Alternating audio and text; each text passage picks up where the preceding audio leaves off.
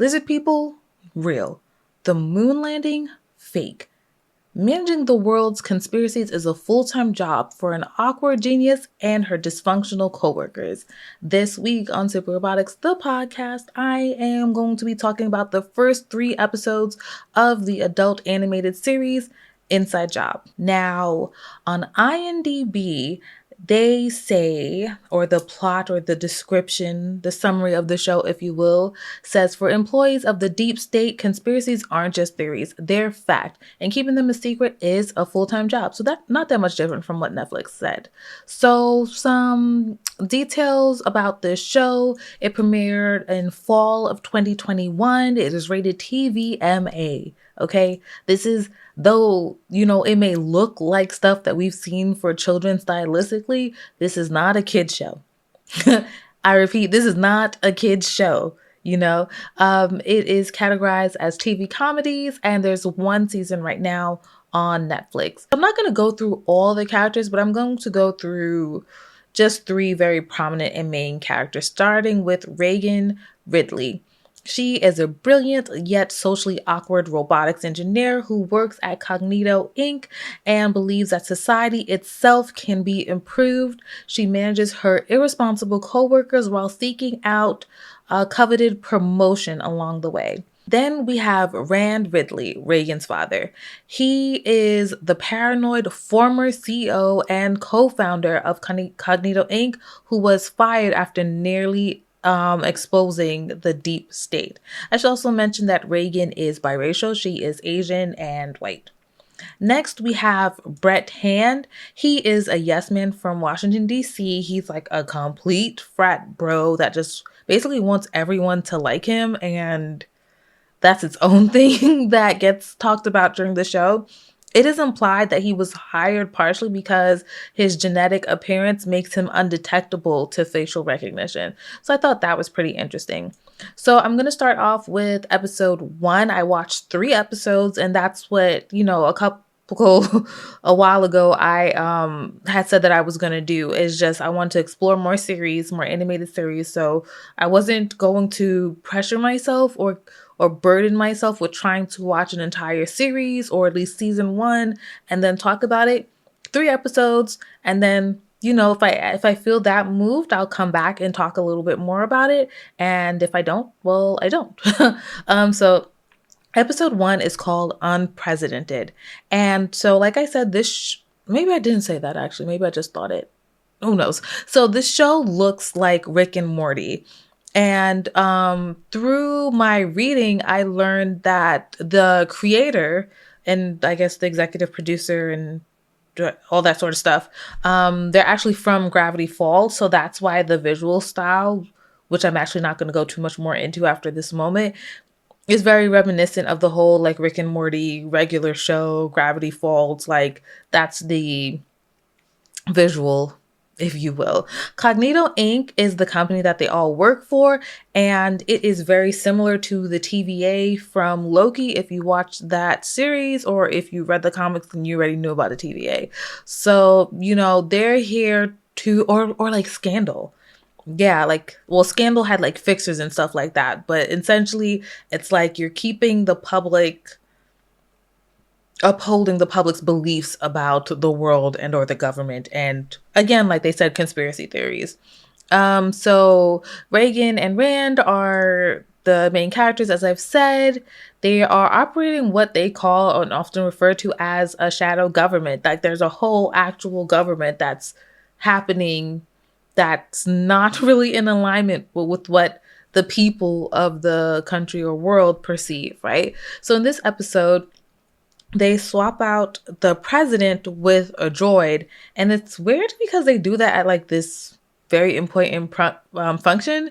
But anyways, as you can imagine, the droid goes rogue. It wants to wipe out the human race, pretty much like Ultron from Avengers and the What If series. Like more so like the What If series, the droid becomes so self-aware. He's like, the only way to preserve Earth essentially is to just get rid of humans. And like, I get it. Like, I get it. So with Reagan's help, she's able to stop the droid and there's like a unlife switch, if you will, that only Reagan can activate. I think either she or her dad did some tinkering with that. And, these are going to be not little, it's going to be pretty spoiler, but I'm going to make sure like the juicy parts, I'm not going to reveal too much into you, but it is like complete chaos and pandemonium for sure. So, like I said, Brett is very much like a frat bro, and he's brought on to help balance Reagan out because she is quite cynical. And they end up agreeing to work together to, just do things. Like, it's pretty obvious that he's the face and she's the brains, and both are needed in order to get things accomplished, if you will. So even though she is able to stop the droid, she doesn't destroy him.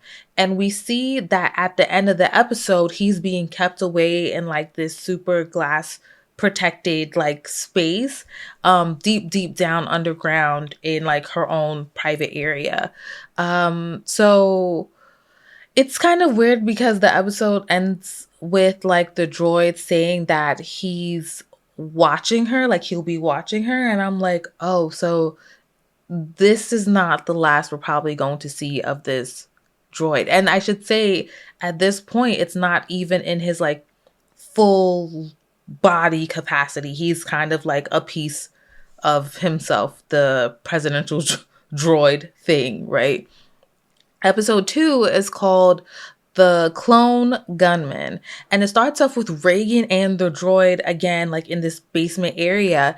And they're talking about how she saved him just so she can study him. Not that she's about to let him free or anything, but she wants to know how he was able to become, like, evolve essentially and become so self-aware. So she plans on studying that. So what was it called again? It is called Cognito Inc.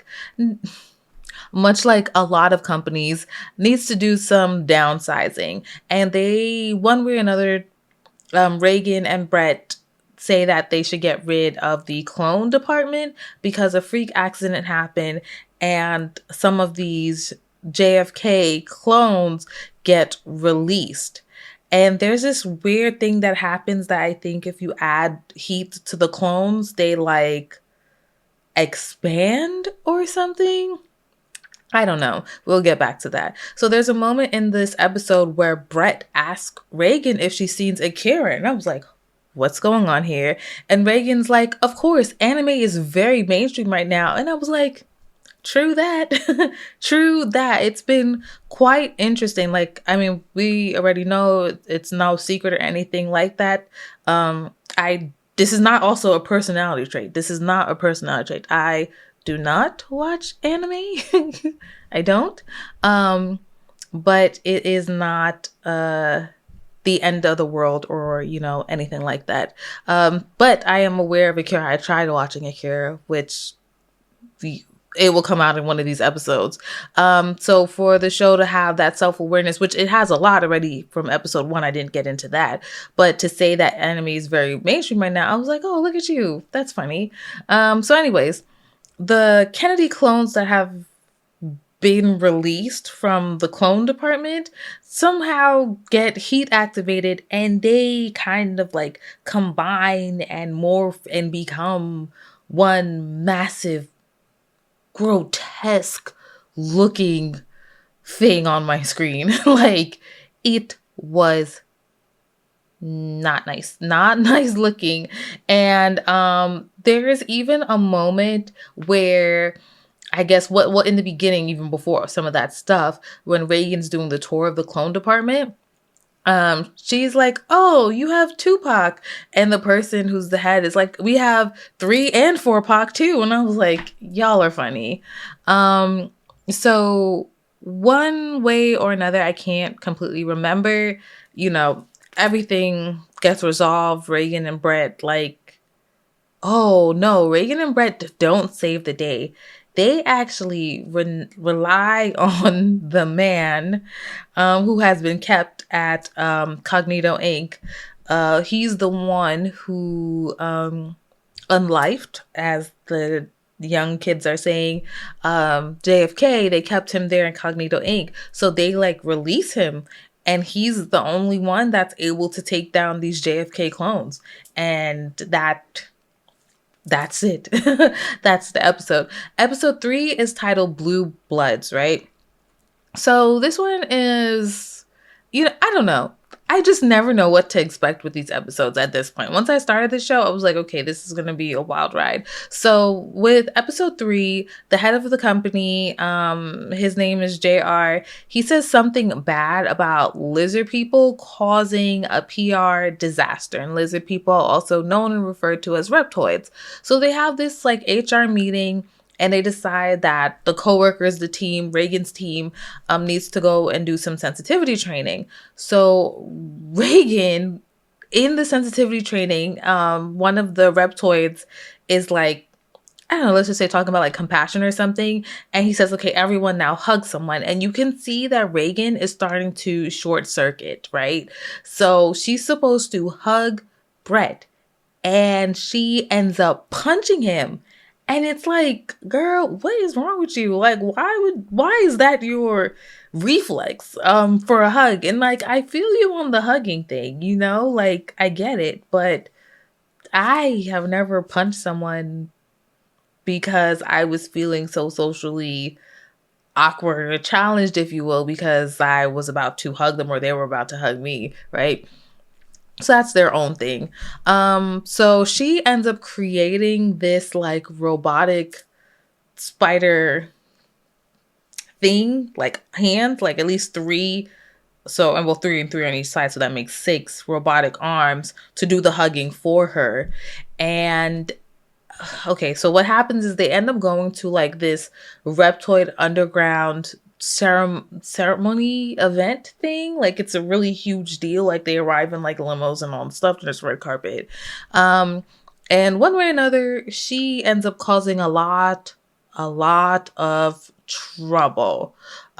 During this function, Brett was supposed to give a speech, but he runs into some of his fraternity bros, and he learns that there are actually reptoids, and they haze him in a way that actually made me quite uncomfortable, which I know is supposed to be true and relatively accurate to actual hazing. But anyway, so he was not able to give the speech. Reagan gives a speech. She ends up ripping off the arms of this very important reptoid, and like all hell breaks loose.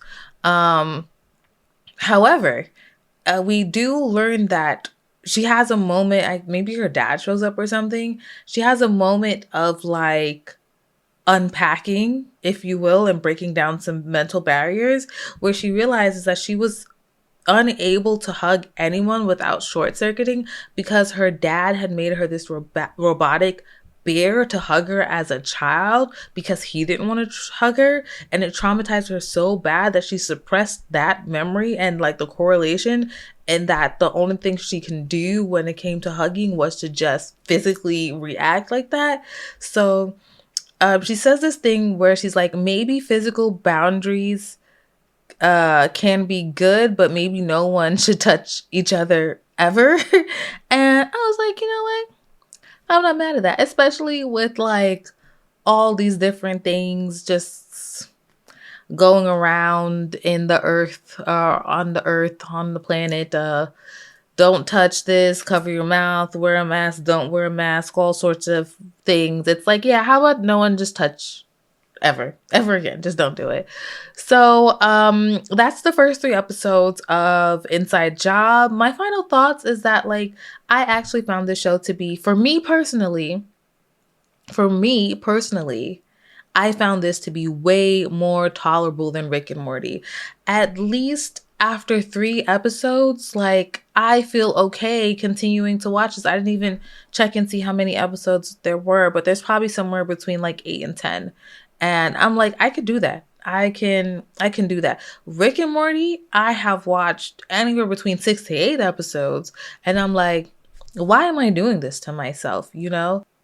That particular show, it like makes my skin crawl a little bit. And this one hasn't yet, even though I wouldn't be surprised if it doesn't in some sort of way. But yeah, I'm totally going to continue watching the show. And I plan on enjoying it and accepting it for what it is. And, that's kind of fine. If you have seen Inside Job, let me know what were your thoughts. And if you haven't, do you think you will check it out after hearing this? Let me know in the comments, as well as if there are any animated shows or movies or maybe even short films that you think I should check out and talk about either in a proper episode, maybe, make it just a quick reel. Let me know in the comments. I would like to thank you for listening, for checking the show out, supporting me, supporting the break that I had, all that sort of stuff. You can find me on all social media platforms at Simply Robotics, SIMPLYROBOTIX, and, my website, simplyrobotics.com. I'm your host, Monique. Don't forget, you can join the Patreon, where you can actually watch this as a proper video in its entirety. I also will have some behind the scenes footage and stories or whatever, documentations of my little passion project. You can join the Discord, where I do my online game nights and we just kind of hang out and chat there. I have a monthly newsletter, which is just essentially just a roundup of everything. So, maybe you're not that active on social media. Maybe you don't really want to join the Patreon or the Discord, but the newsletter once a month, unless there's something else a little time sensitive, is a nice collective roundup of things. I also have a shop, that's simplerobotics.com/shop, where you can purchase merch for the podcast and some other things coming along, such as my podcast workbook. So maybe you have a podcast, maybe you want to start one, and you just need a little bit of guide just to help you structure your episodes. I got you. I'm selling that in bundles and also an individual worksheet. And I think I have covered it all.